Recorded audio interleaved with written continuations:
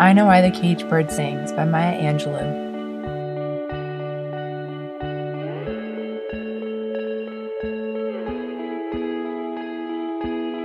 The free bird leaps on the back of the wind and floats downstream to the current ends, and dips his wings in the orange sun rays and dares to claim the sky.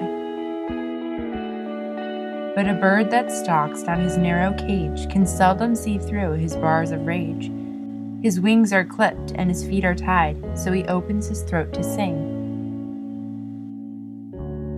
The caged bird sings with a fearful trill of the things unknown but longed for still, and his tune is heard on the distant hill, for the caged bird sings of freedom.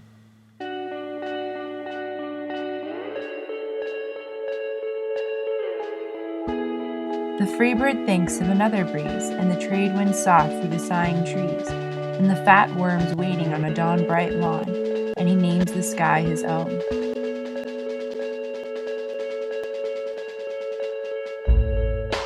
But a caged bird stands on the grave of dreams, his shadow shouts on a nightmare scream, his wings are clipped and his feet are tied, so he opens his throat to sing.